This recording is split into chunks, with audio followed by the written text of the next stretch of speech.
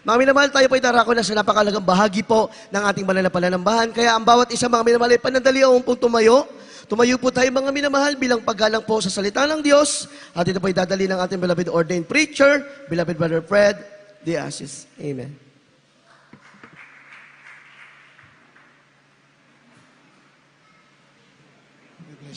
God bless you, beloved Bishop, Brother Mark, Luhal. Tayo po ay manalangin na mahal. Hallelujah. Hallelujah. Praise the Lord. Hallelujah. Maraming salamat, Malapit Jesus, sa matamis, banal na presensya, yung pinadama sa amin sa hapong ito. Salamat sa paglangis niyo po sa mga pagawitan, sa mga patutuo, sa mga awitin ng Adults Choir, Children's Choir, Youth Choir, higit sa lahat, sa awitin ng Jesus Finest Generation Choir, mga tugtog instrumentalists, sa pagbibigay, salamat sa mga naking matatapat, sa pag-aaral ng salita, mahal Pinoon ko magpala, sa ganak wala akong magawa, umasalamat ko sa inyo, sa nang dalayan ng ginagalang mga pastor.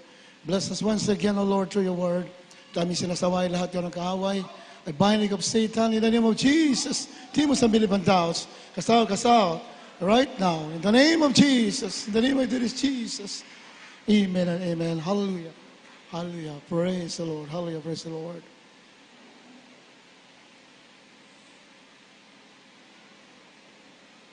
Bago ang lahat, nais ko po na magbigay ng pinakamataas, pagpupuri, magsamba sa ating pinakamamahal na Jesus, ating Diyos na buhay, na makapangyarihan sa lahat.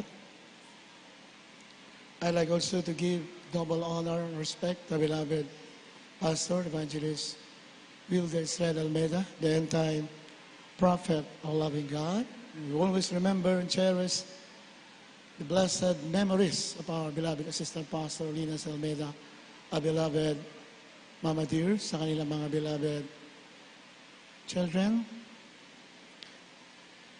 Nabati ko rin lahat at mga webcast viewers, mga instrumentalists, mga awit, ating mga co-workers, at sa inyong lahat, ating mga minamahal na mga kapatiran. Magandang hapon. Pwede natin malapin noon. Mayroong nangusap na malapin sa isang kapatiran natin. Bago tayo magpatuloy, gusto ko lang i-share sa inyo na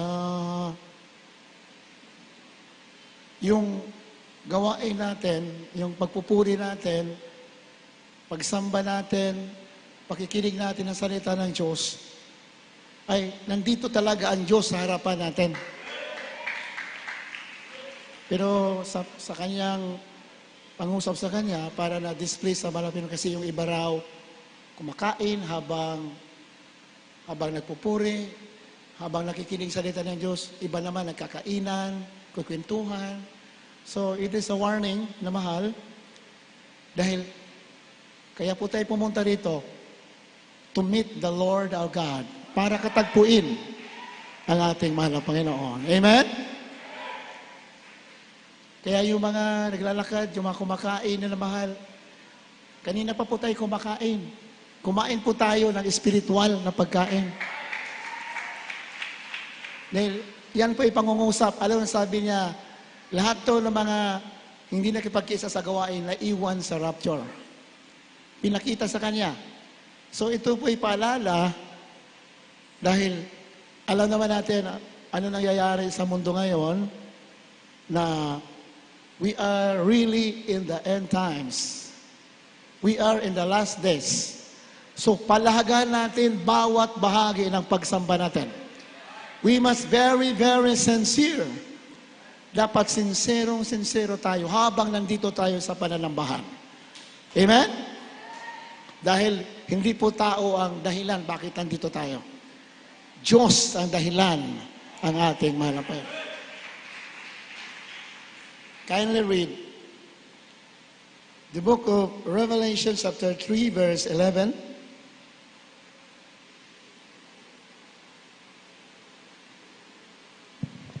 Dito po sa aklat ng mga Apokalipsis, Kapitulo 3, ang versikulo ay 11.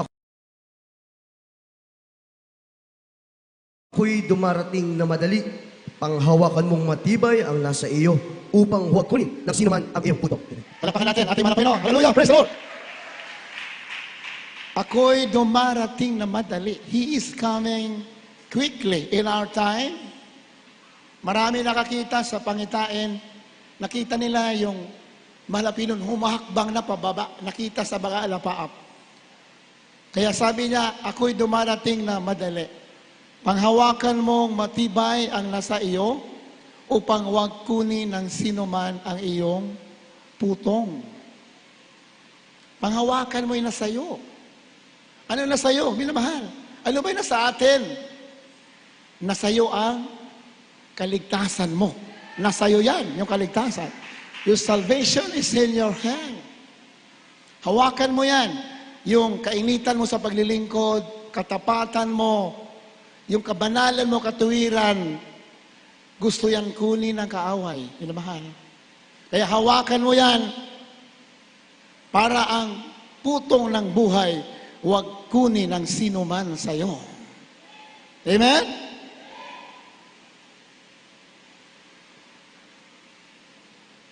Hold fast with the fast that no man take thy crown. Hawakan mo yung nasa iyo. Hawakan mo mabuti. Fast, hold fast. Hawakan mo maigi yung nasa iyo. Baka kunin niya ng sino man. Taong tinutukoy, sino man. Ibig sabihin, tao ang kukuha niyan. Sinong tao? In our time, ang gusto kumuha ng kaligtasan natin, walang iba kundi yung the man of sin, the man of perdition, yung tao ng pagkapahamak, the Antichrist, the beast sa Biblia. That's the one that is going to take your crown. Gusto kunin ang kaligtasan mo ng mga tao through deception, sa magitan ng pandaraya, sa mamagitan ng mga bagay sa mundo na ito. Kaya, anak ng Diyos, hawakan mo yung nasa iyo. Dahil hindi ka tagalupa, hindi ka taga rito. You are a stranger of this world. Hindi ito ang iyong totoong tahanan. You are a pilgrim. Manlalakbay ka lamang dito. Ikaw ay anak ng Diyos, tagapagmana ng buhay na wala hanggan sa piling ng ating malapit. 2 Thessalonians chapter 2 verses 1 up to 4. Dito po sa aklatang unang Tesalonica, kabanatang 2, talatay 1 hanggang 4. Kaya nga, nalalaman ninyo rin, mga kapatid, ng aming pagkapasok sa inyo ay hindi nawala ng kabuluhan, kundi palibasa ay nagsisipagbata kami. 2 Thessalonians chapter 2 verses 1 up to 4. Kalawang Tesalonica, kabanatang 2, talatay 1 hanggang 4. Ngayon, aming ipinapamanhik sa inyo, mga kapatid, tungkol sa pagparito ng ating Panginoong Jesucristo at sa ating pagkakatipon sa Kanya, upang huwag kayong madaling makilos sa inyong pag-iisip at huwag din naman kayong mabagabag, maging sa pamamagitan man ng Espiritu o sa pamamagitan ng salita o sa pamamagitan ng sulat na waring mula sa amin na wari bagang nalalapit na ang karawan ng Panginoon. Huwag kayong padaya kanino man sa anumang paraan, sapagkat ito'y hindi darating, maliban nang dumating mula sa pagkatiwakas at mahayag ang taong makasalanan ang anak ng kapamakan, na sumasalangsang at nagmamataas laban sa lahat ng tinatawag na Diyos o sinasamba, ano pat siya'y nauupo sa templo ng Diyos, na siya'y natatanyag sa kanyang sarili na tulad sa Diyos. Sa verse 1, yan, isa-isahin natin. Unang Tesalonica 2:1. Ngayon, aming ipinamamanhik sa inyo, mga kapatid, tungkol sa pagparito ng ating Panginoon Kristo at sa ating pagkakatipon sa Kanya. Gathering together unto Him. Sa English, gathering. Pagkakatipon sa Kanya, tinutukoy po dyan yung pagdagit ng mga banal. Because before the rapture, the elect will be gathered together in one fold, to the one fold. The elect, yung mga pinili, ay titipunin. Sabi doon, He shall send His angels and He shall gather His elect from the four winds of heaven to the other. So, ipunin yung mga pinili sa magitan ng trumpet. Yung matinding tunog ng trompeta na tinutukoy sa Biblia na trumpet, yung huling pangangaral. The last trumpet, the last messages para yung mga anak ng Diyos magbalik sa totoong paglilingkod sa Kanya. Amen? Pangangaral patungkol sa kabanalan, katuwiran, separation from the world. That is the last trumpet. Yun ang huling pangangaral na ipapangaral before the church is taken up to heaven. Yun ang pangangaral, separation from the world. Huwag kang makiayon sa sanlibutan. Yan po ang pangangaral na sa huling panahon, before the rapture will take place. Do not follow the system of the world.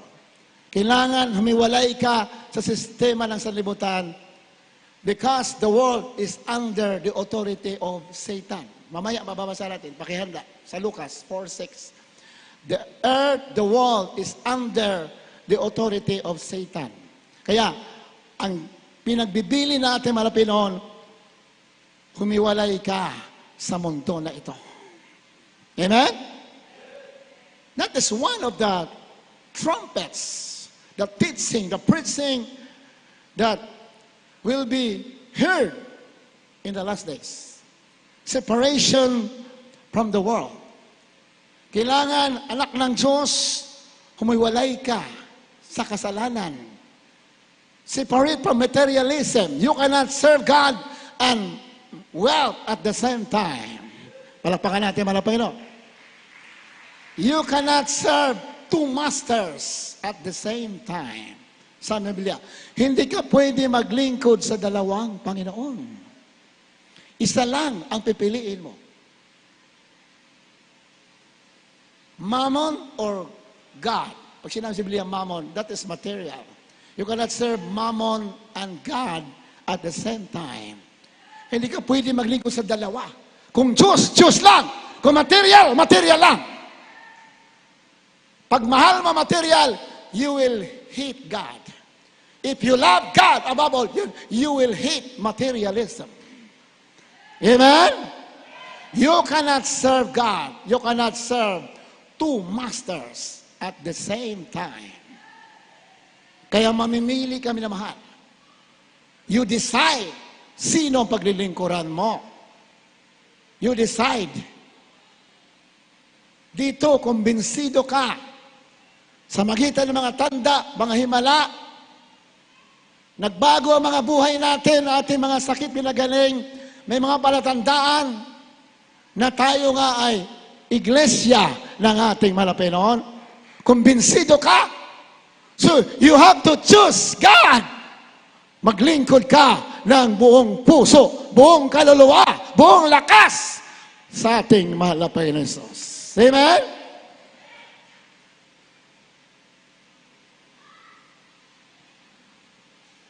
Gathering together, that is rapture. And our gathering together unto Him. Malinaw yan sa Biblia.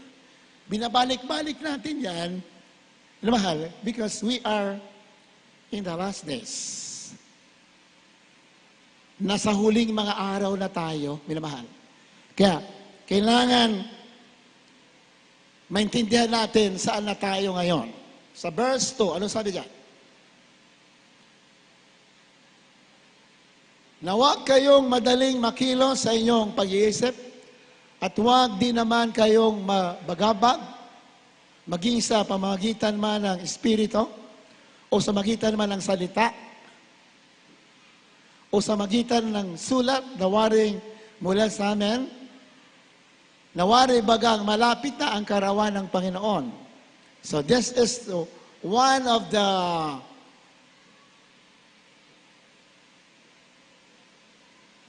emphatic sign, palatandaan na nandyan na talaga ang ating Malapinon. The rapture will take place anytime. Ito yung pinaka mabigat na palatandaan.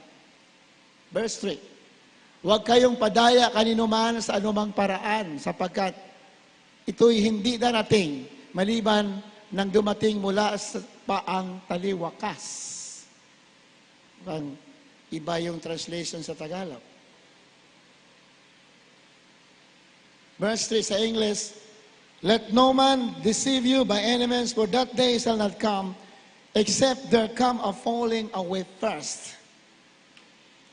Yung araw daw na yan, ibig sabihin araw ng pagdagit ng mga banal, hindi darating, hindi mayayari, except, sabi sa English, there come a falling away first. Pag sinabing falling away, rebellion against God ang tinutukoy. Rebellion. Hindi yan mangyayari ang rapture maliban muna na may rebellion against God.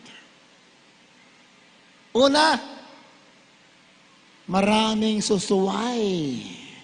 That is rebellion against God. Bago ang rapture, isa sa mabigat na palatandaan bago pagdagit ng mga banal, maraming susuway sa kalooban ng Diyos. Rebellion against God. Bakit maraming susuway? Because of the influence of the Antichrist in the last days. Malinaw yan sa banal na kasulat. Dahil sa impluensya ng Antikristo, maraming susuway. Many will rebel against the Word of God. Because, alam naman natin, ano sabi dyan? Pulling on verse, and that man of sin be revealed. At mahayag ang taong makasalanan at anak ng kapahamakan. Sino tutukoy na taong makasalanan na mag-i-influence sa mga tao para sumuway sa plano ng Diyos, sa kalooban ng Diyos, sa salita ng Diyos? Sino tunutukoy na taong makasalanan? Walang iba yung the Antichrist. Amen. Praise the Lord. The Antichrist will influence lahat kanyang impluensyahan, lahat ng mga leader ng religion, lahat ng leader ng mga bansa, all the kings, the presidents, and all the world will be influenced by this man of sin. Kanyang impluensyahan din, lahat ay papasunurin sa kanya. So yan ang sinasabi na sa Biblia, pag nangyari na yan, the rapture will take place. Pag nangyari yan, dadagitin na ang mga banal. Nangyayari na ba ang rebellion sa mundo? It's happening in our very eyes. Kitang-kita natin na ang tao ito, the man of sin, yung tao na kamakan, yung Antichrist na nandito ngayon, hindi kilala ng iba, pero nandyan. Hayag na hayag, minamahal. Sino yan, minamahal? I-describe natin kung sino yan dahil he is influencing all the leaders of the religion of the world and the leader of the nations of the world. Kanyang inimpluensyahan para magkaisa, para lahat ng tao ay supunod sa kanyang sistema. Pag nandyan na yan, sabi ng Biblia, yun na yung pagdagit ng mga banal. Nandyan na yung araw ng pagdagit ng anak ng Diyos. Palakpakan natin, mahal na Panginoon. Ngayon, anong gagawin ng Antikristo na ito? The book of Prophet Daniel, chapter 7, verse 25. Kindly read.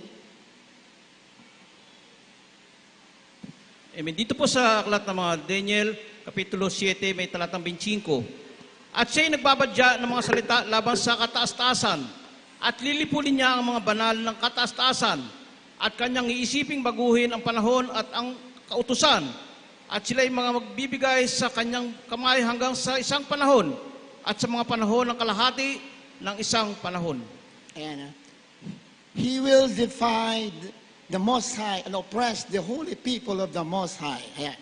At siya'y magbabadya ng mga salita laban sa katastasan at lilipulin niya ang mga banal na katastasan.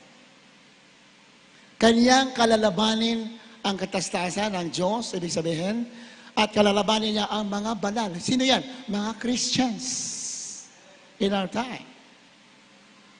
Kanyang kalalabanin lahat. He will oppress. Kanya niya oppress ang mga Kristiyano. Nangyayari ba? Nangyayari ba, minamahal? He will oppress the Christians, the holy ones, the saints, yung mga banal. You cannot travel anymore. You cannot buy anymore if you have not the injection. You cannot go to the mall anymore. Yan po tinutukoy. He will wear out. He will oppress the saints. Pahirapan niya. Minamahal. Yan ang trabaho ng Antichrist. At ano ba sabi? He will try to change their sacred festivals and laws. Ayan, no? Kanyang papalitan yung mga batas, mga sacred laws. Pagbabawalan ka na, sumamba. And they will place under his control. Lahat ay under sa kanyang authority. For a time, times and a half time. Ayan. Basahin natin ulit yan sa King James. Ano sabi dyan? And this shall be given unto his hand until a time and a half time. Ibig sabihin, yung huling 3 taon kalahati. Ibig sabihin, time, 1 year, a time, another year din, half time. Time times 1 taon, 2 taon, at kalahating taon. 3 taon at kalahating tinutukoy. Kindly, pakibalik. Huwag tatanggalin yung mga talata. Until a time, times and a half time. Time 1 year, times 2 years, then half, 3 taon kalahati. Hanggang sa doon, kanyang kukontrolin yung mga tao. Yung 3 taon kalahati na tutukoy dyan, wala na po ang church yan. Tapos na ang pagdagit ng mga banal. Tapos na. Anong meaning? Nandito na po tayo. Nandito po na tayo sa huling panahon. Ayan. Ito yung trabaho niya. Kanyang kalalabanin ang katastasan at kanyang pahirapan ang mga banal, ang mga Christians, mga born again. Papalitan niya ang mga batas. Papalitan niya ang mga batas. Susundin lahat siya ng mga tao hanggang sa huling 3 taon kalahati ng mundo. Kayo na mahal, nandito na tayo sa kahirapan. Before the last 3.5 years, the rapture will take place. Kailan yon? Anytime now. Palakpakan natin, mahal na Panginoon. Amen? Daniel 8:25. Doon pa rin. The book of Daniel chapter 8 verse 25.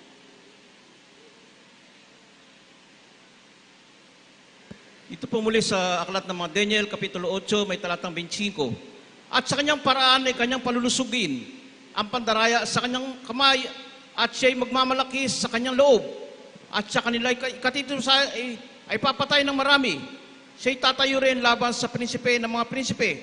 Ngunit siya'y mabubuwal, hindi ng kamay. Ayan, ha? At sa kanyang paraan ay kanyang palulusugin ang pagdaraya sa kanyang kamay. At siya ay magmamalaki ng kanyang loob at kanilang ikakatiwasay sa pagpatay sa marami. Siya tatayo rin laban sa prinsipe ng mga prinsipe. Ngunit siya ay mabubuwal ng hindi ng kamay. So ito yung ginagawa. Ito nangyayari na ngayon, minamahal. Pagdaraya, deception, lahat gagawin, dayain ng mga tao. Sabi ng Biblia, kahit yung mga pinili raw, madadaya pa. Pero may namahal, kayo na masigasig. Kayo na laging nananalangin. Kayo laging sumasama, nagpupuri. Hindi ka na kaya dayain dahil ang Diyos ay magpapahayag sa iyo. Amen? Ayan o. Ikatitiwasay ang pagpapatay ng marami. Marami siyang papatayin ng mga tao. Ayan. He will destroy many with that warning. Marami siyang ipapahamak ng mga tao. This is the work of the Antichrist. Marami siyang papatayin. Nangyayari ba? Nangyayari ba? Nangyayari. Akala ng iba maganda yung ilalagay sa kanilang katawan. Ilalagay sa iyo. Akala maganda. But it will destroy you. Kaya watch out, manak ng Diyos. Magbantay ka. Satan is a deceiver. He came to kill, to steal, and to destroy. Siya pumunta para pumatay, pumuksa. Pero ang ating Diyos pupunta para tayo ay iligtas at magmana ng buhay na wala hanggan. Kaya ito na yung labanan sa huling panahon. Sinasabi ng Biblia. Huwag mo ipagpalit ang kaluluwa mo sa mga bagay na pansamantala sa mundo na ito. Yan ang laging pinapangaral na ating mga pastor. Maliliit pa, mga bata pa kami sa pastoralong araw. Huwag mong pagpalit ang kaligtasan mo dahil yan ang pinakamalagang tinanggap mo galing sa Diyos na buhay. Huwag mong pagpalit sa mga bagay na material sa mundo na ito. Pag sinabi, hindi ka na makamall, hindi ka na makakain, hindi ka na makabili, ignore it. Dahil ang tunay na pagkain, spiritual. Man shall not live by bread alone, but by every word that proceeds out of the mouth of God. Yan ngayon kung hindi makabili, hindi makapagkain. Mabuhay ka sa panampalataya. Jesus is alive! Iba natatakot. Wala akong kakainin. Hindi ba kaya mag-supply ng Diyos sa'yo? God can supply all your needs according to His riches and glory by Christ Jesus. He can supply you. Huwag mong liitan ang panampalataya mo. Lakihan mo. Dahil ang Diyos pinaglingkuran mo, walang imposible. Kaya gawin lahat. Amen? Sa Biblia, si Prophet Elijah, nung nagugutom, that is a foreshadowing of in the end times. Foreshadowing. Yan ay nagpapakita sa mangyayari sa huling panahon. When Prophet Elijah was hungry, nandoon sa isang lugar, nagugutom siya. Bakit siya nandoon sa lugar? Hinahabol siya ng queen ng Israel na liko. Liko na reyna. Hinahabol siya. Gusto siyang patayin. So nagtago siya sa isang lugar. Wala siyang pagkain. Wala siyang dalang pagkain. Anong ginawa ng Diyos? Nagpadala ng ibon, dinalhan ng pagkain si Prophet Elijah. Palakpakan natin, malapeno. Yan po ay mangyayari. Kaya pinakita yan para sa huling panahon. That is a foreshadowing of what would be happening in the end times. Kasi darating araw, if you have not the injection, you cannot buy anymore. Unti-unti yan. So huwag mo ipagpalit. Kahit na sabihin, hindi ka na makabili, wala kang pakialam. Dahil ang Diyos mo, buhay na Diyos. Amen? Si Elijah, dinalhan ng ibon ng pagkain. Kaya ba gawin ng Diyos? Ibig sabihin nun, in a supernatural way, God can give you what you want. In a supernatural way.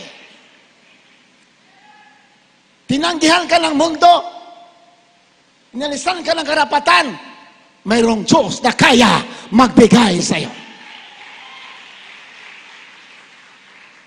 Yan ang gawain ng Antichrist, the beast. Yan ang trabaho niya. Iipitin niya mga Kristiyano, tatakutin niya. Kaya lahat ng tao susunod sa kanya dahil marami mga tao, mababaw ang kaligayahan. Hanggang tiyan lang sila. Pag wala ng pagkain, they will follow the Antichrist. Pero sa mga tunay na tinuruan ng man of God, ating mga pastor, katulad ninyo, walang pakialam. Kung walang pagkain, mag-ayuno tayo. Palakpakan natin, mga Panginoon. Amen? Ganyan ang paglilingkod sa mga Panginoon. No compromising. Ayaw ng Diyos ang paglilingkod na takot. Ayaw niya. Dahil ang Diyos na tumawag sa iyo. Sabi ng Biblia, God has not given you the spirit of fear, but of power and of love and a sound mind. Hindi ka binigyan ng espiritu ng katakutan. Binigyan ka ng espiritu ng kapangyarihan. You can oppose the enemy in the name of Jesus. Yan po ang tinuturo na banal na kasulatan. Kaya malinaw dyan. Siya'y tatayo rin laban sa prinsipe ng mga prinsipe. Sino yung prinsipe ng mga prinsipe? Walang iba kundi ang ating mahal na Panginoon. Lalabanan niya. Lalabanan niya. Nangyayari na ba?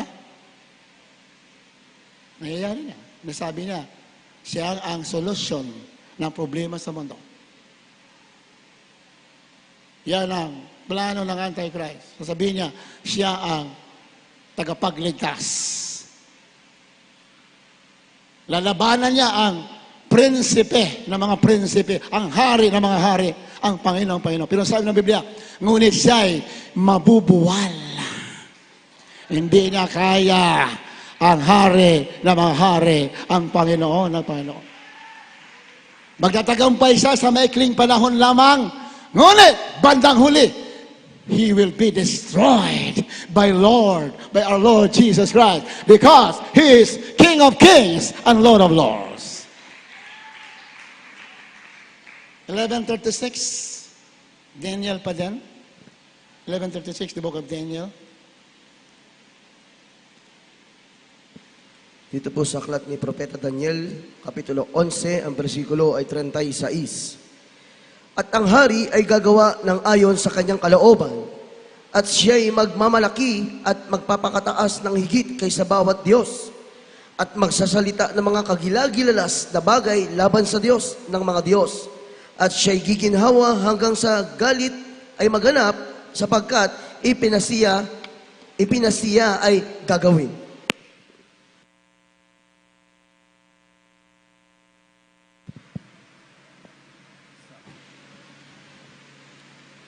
At ang hari ay gagawa ng ayon sa kanyang kalooban. At tinutukoy na hari, sino yan? Yung Antichrist. Siya tinutukoy na hari dyan. Maghari-harian po sa dito sa mundo. He wants to control all the world. At ang hari ay gagawa ng ayon sa kanyang kalooban. At siya ay magmamalaki at magpapakataas ng higit kaysa bawat Diyos. At magsasalita ng mga kagilagilalas na bagay laban sa Diyos na mga Diyos. He will fight the God of heaven. At siya'y hihinhawa hanggang sa ang galit ay maganap. Siya'y magtatagumpay hanggang sa ang galit ay maganap. Anong galit tinutukoy? Ng 3 taon at kalahati na the greatest tribulation. Yan tinutukoy na ang galit ay maganap sapagkat ang pinasya ay gagawin. Anong pinasya? 3 taon at kalahati, maghahari sa dito. Ang hindi susunod sa kanya, papatayin. Pupugutan ng ulo lahat di susunod. Ngayon, unti-unti, hindi ka sunod, hindi ka muna nakabili ng pagkain, hindi ka muna makatravel, hindi makapunta ka sa mall. Unti-unti yan. Pagdating ng 3 years sa huling panahon, hindi na. Papatay na ang hindi susunod. So what is happening in the world is the very clear indication that the Antichrist is already here, imposing, implementing His will. Pero lang rejoice, magsaya ka, because your redemption grows nigh. Pag nakita mo ng mga bagay na yan nagaganap, sabi ng mga Pinoy, tumingala ka, yan ang pagtutubos mo, nandyan na. The rapture will take place. Ang iyong mga pagsubok, mawawala na. Ang ating mga kahirapan, mawawala. Ang ating kapighatian, papalitan ng Diyos ng kagalakan. Kaya hindi sayang ang ating mga sakripisyo dito. We have a lot of sacrifices. Katulad ating mga pastor, hanggang sa huli, kahit yung the physical body is deteriorating, but the spirit is always strong before the eyes of the Lord. Marami tayong hinaharap sa Biblia sa huling panahon ng mga pagsubok. Pero, isang tiyak na bagay, yung nasumpungan mo dito, sabi ng Biblia, hindi kaya ang ating kapighatian dito ay hindi kaya ikumpara sa kalulatian naghihintay doon sa piling ng ating malapit. The suffering of this world are nothing to be compared to the glory that shall be revealed when our Lord Jesus Christ comes in glory. Yung ating mga kahirapan dito, makakalimutan natin. Marami ditong mga pagsubok. Ngunit, huwag mong tingnan yan, na mahal. Tingnan mo yung tagumpay, kalalatian sa piling ng ating mahal na Panginoon. So praise the Lord!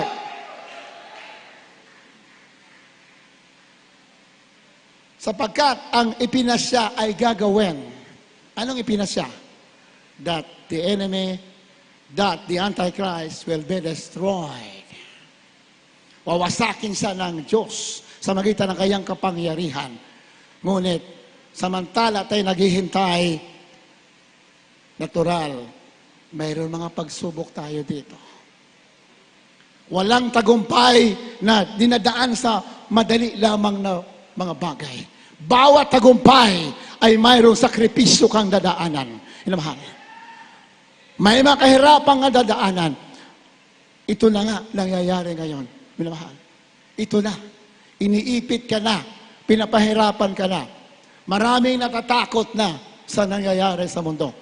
Ngunit, minamahal, sa malak ng Diyos, ang kapalit niyan, tagumpay at buhay na walang hanggan sa piling ng ating mahal na Panginoon. Kaya pinagpala ka na nandito ka. Pinagpala ka. Yung mga kayo yung bunga ng pananalangin ng ating mahal na pastor. Tayo naging bunga, minamahal. Dahil walang easy na tagumpay. Bawat tagumpay may bayad yan, minamahal.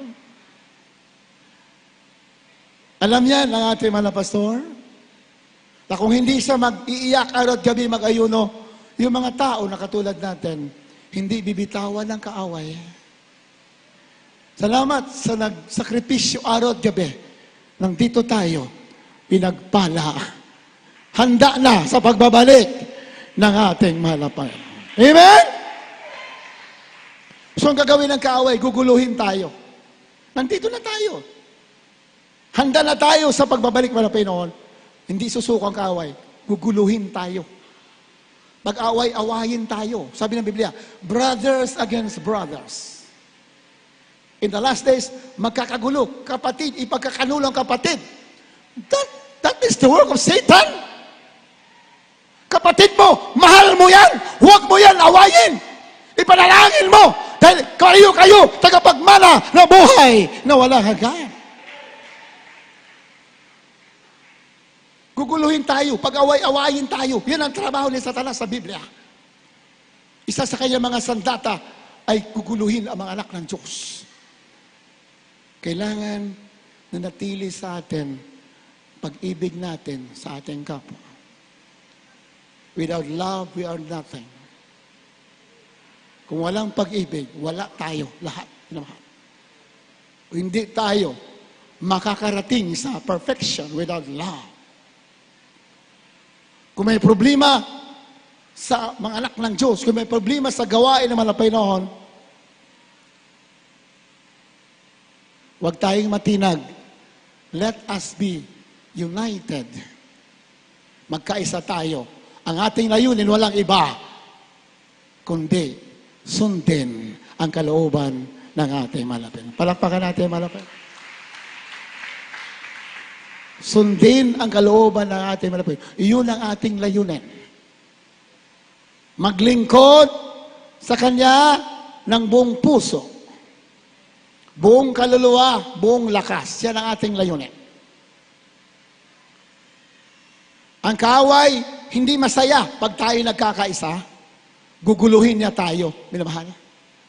Sabi ni Pablo, alam na natin ang mga pakana ng kaaway. Ano ang ating sandata para magtagumpay? Ano sabi mga pastor? Ang ating sandata ay pag-ibig, pananampalataya. Yan ang ating sandata. Dahil pag may pag-ibig ka, walang magtatagumpay laban sa iyo. Palakpakan natin, mahal na Panginoon. The greatest weapon, the most effective weapon is not nuclear bomb, is not an Armalite. The most effective weapon is love, pag-ibig ng ating mahal na Panginoon. Amen? Pag-ibig sa Diyos, pag-ibig sa kapwa, pag nasayo yan, no evil can be triumphant against you. Walang masama magtatagumpay laban sa iyo. Lagi kang puno ng kapangyarihan dahil ang sandata mo, yan ang sandata ng ating mahal na Panginoong Hesus. Di ba, no, ating mahal na Panginoong Hesus ay ipinako doon sa cross ng Kalbaryo. Nung siya hinahatulan ng marami sa harapan ni Pilato, he is condemned. Almost all the people are condemning our Lord Jesus Christ. Nagsalita ba siya? Wala siyang binanggit na siya. He is silent. Dahil ang sandata niya ay pag-ibig. Wala akong pakailam. Kahit anong sabihin ninyo, ang alam ko lang, mahal ko kayo. Palakpakan natin, mahal na Panginoon. He was accused. Inakusahan, lahat ng masama, sinabi sa kanya. He didn't speak just one word to oppose them. Wala siyang sinabi laban sa kanila. He is silent. Bakit? He knows their mission. He knows his mission. Siya'y pumunta para mahalin tayo, para iligtas tayo. So, ganun tayo. Ganun lang ating mission. Wala tayong pakialam kung mayroon man sasawata sa paglilingkod mo, wala kang pakialam. Ang bahalaga sa'yo, mahal mo ang Diyos. Pati ang kaaway, mahal natin. Palapakan natin, mahal na Panginoon. Amen? Lagi sinasabi ng pastor, pag Kristiyano ka, wala kang ang kaaway eh. Pati kaaway mo, mahal mo. Pati kaaway natin, mahal natin. Pag yan, ganon tayo, matagumpay tayo. We are ready for the rapture. Kaya malinaw sa Biblia, nations against nations, brother against brother. That is deception of the enemy. Pandaraya ng kaaway. Maglalaban-laban ng mga bansa, pati magkakapatid, maglalaban-laban. Pero sa tunay na gawain ng Diyos, magmamahalan ang magkakapatid. Dahil hindi tayo taga lupa, tayo'y taga langit. Hallelujah! Yan sabi ng awitin, without love, we are nothing. Habang tayo maawit, natawagan natin ating mga wits, mga instrumentalists. Habang inawit at awitin ito, bago tayo dumako sa ating mga pananalangin. As we sing the song, hallelujah.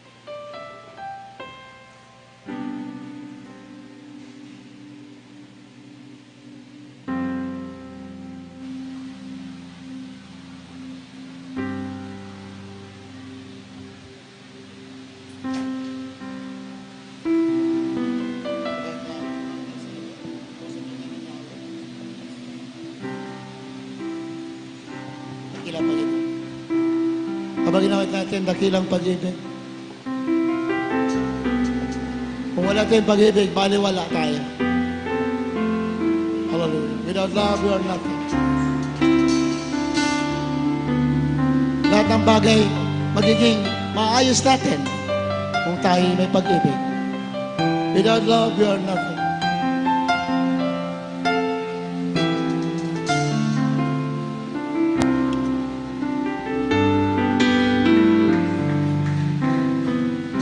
Sa bawat yugto ng buhay, lagi kang nariyan, na nagmamasid sa tuwina at nagbabantay.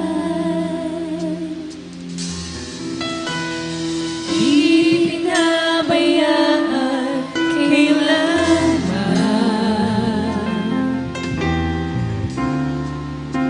hindi ka nagkulang. Sa aking kalungkutan, ikaw ang karamay. Kabutihan mo sa akin, hindi mapapantayan. Hindi pinabayaan kailanman.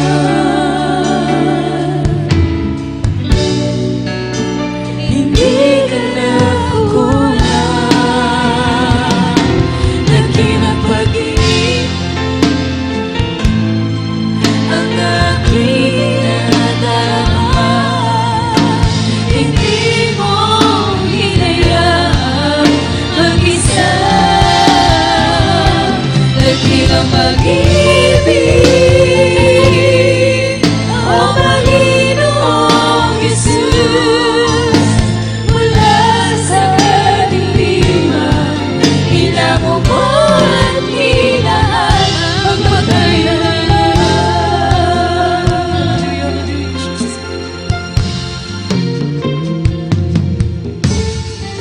Saan man ako magtungo, ako'y iniingatan. At sa oras ng kagipitan, ako'y tinutulungan. Hallelujah. Di pinabayaan kailanman.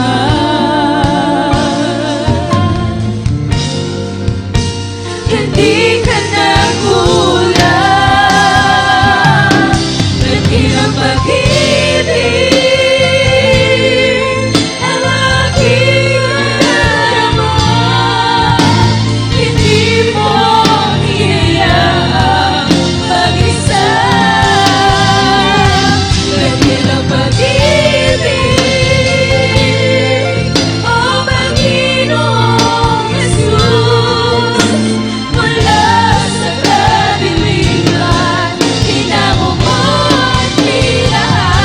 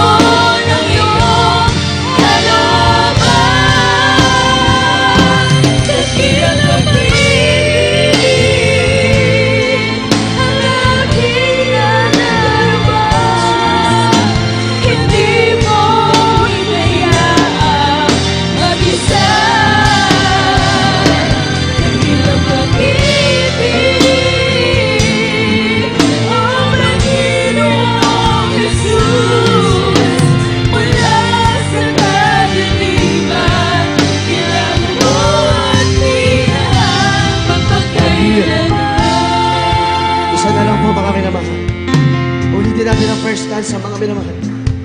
Hallelujah, hallelujah. Sa bawat yuko Napakaganda ng mensahe ating napakinggan, mga minamahal ko. Ang mensahe ng Diyos sa bawat isa sa atin. Sa lahat ng mga Kristiyano sa buong mundo. Tayuan nyo ang banal na salita ng Diyos! Tayuan nyo!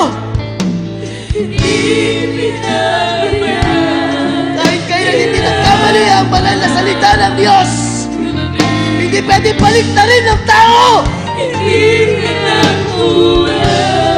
Kung ano ang sinabi ng salita ng Diyos, mga minamahal. Ito ang totoo. Huwag natin hayaang madaya tayo ng mundong ito. Huwag tayo magpadaya sa ating mga nararamdaman takot pag-aalala sa buhay, mga minamahal. Ang mensahe ng banal na mensahe ng Diyos ngayong araw na ito. Tayuan mo ang salita ng Diyos. Kung ano ang tama, yun ang gawin mo. Hallelujah! Huwag ka matakot kung saan naman. Dahil dakila ang pag-ibig ng Diyos. Wala tayong dapat ipag-alala, mga minamahal. Kung talikuran man natin ang lahat ng mga bagay sa mundong ito, alang-alang sa kaligtasan natin, gagawin natin, mga minamahal. Hallelujah! Hallelujah! Hallelujah! Hallelujah! Ayaw ng Diyos na tayo mapahabang, mga minamahal. Marami na ang mapahabang. Ayaw ng Diyos. Ayaw ng Diyos na lumalabag yun. Sa panatayanan natin ang banal na ebanghelyo, ang banal na salita ng Diyos. Wala tayong ibang pagbabasihan. Hindi ang talino ng tao, hindi ang ebidensya ng siyensya, kundi ang salita ng Diyos. Ang salita ng Diyos, sapat na, mga minamahal.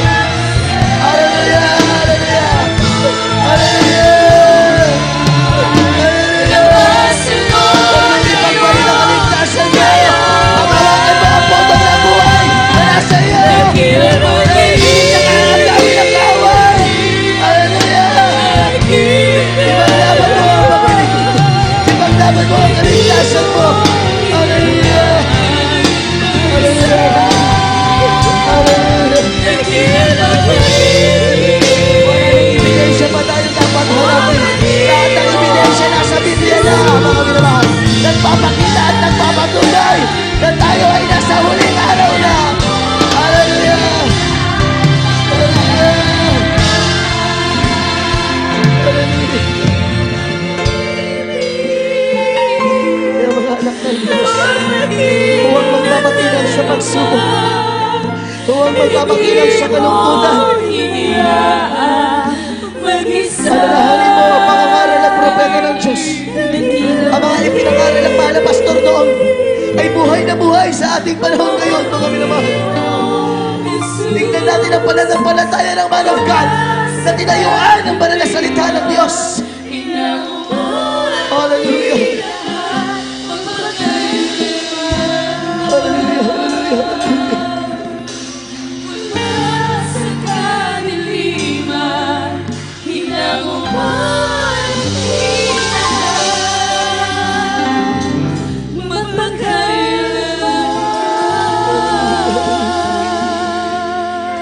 God bless you po sa ating beloved Lord and preacher. Sa nabagan ng banal na mensahe. Salitang hindi nagmula sa salita ng tao. Salitang nagmula mismo sa mahal na Panginoon. Napakalinaw ng banal na mensahe, mga minamahal. Aagawin ng kaaway ang putong na mayroon tayo sa mga oras na ito. Sa huling panahon, mga minamahal, gawin lahat ng kaaway ng Diyos upang ang mga Kristiyano malinlang madaya, maagaw. Subalit ikaw na nakapakinig na ng purong-purong pangangaral na salita ng Diyos. Huwag mo ipagpalit ang kaligtasan mo dahil sa pag-aalala mo, sa mga iniisip mo, sa future mo. Huwag mong ipagpalit ang kaligtasan mo. Huwag mo sayangin ang ilang dekada na paglilingkod mo. Hallelujah! Alam niyo, mga minamahal, hindi ibibigay ng dyablo ang magaan na pagsubok sa atin. Mabigat talaga ang pagsubok para ikaw ay tumalikod. Ipagpalit mo ang kaligtasan mo. Pero dyan nagkamali ang dyablo, mga minamahal. Hanggat tayo dumadalo sa banal na gawain, nagsusumikap na madama ang banal na presensya ng Diyos, hindi siya magtatagumpay. Hallelujah! Hallelujah! Hallelujah! Ang madama ang banal na presensya ng Diyos, ang ating katagumpayan. Nagpapatunay na yung mga panalangin mo nakakaabot sa trono ng biyaya ng Diyos. Kaya hindi kanya mapabayaan. Pero may kailangan kang gawin, mga minamahal. May kailangan tayong gawin. Sabi sa nating napag-aralan sa umagang ito, tayuan mo ang salita ng Diyos. Panghawakan mo ang putong na mayroon ka upang hindi maagaw ng sino man. Dahil ang sabi naman ng Panginoon, ako'y madaling pumaparihan. Madaling pumaparihan. Samutsari ng mga panaginip at visions, mga minamahal, na ang Diyos nariyan na sa mga pintuan. Handang-handa na magbalik upang tayo ay sunduin. Salamat, mahal na Panginoon, sa napakagandang banal na mensahe. Nagbigay ng katatagan sa aming mga puso, kalakasan sa aming espiritual. Hallelujah, habang nariyan ang mahal na Panginoon sa ating kalagitnaan, mga minamahal, tayo po'y manalangin, mga minamahal, upang tayo ipatuloy, patatakin at palakasin ang ating mahal na Panginoon. Mapagpala namin, Ama Diyos, na makapangyarihan sa lahat. Aming pinakamamahal na Panginoon Jesus, kami po, mahal na Panginoon, ay sobrang pinagpala. Lubos na pinagpala sa lahat na makarinig ng purong banal na ebanghelyo ng kaligtasan.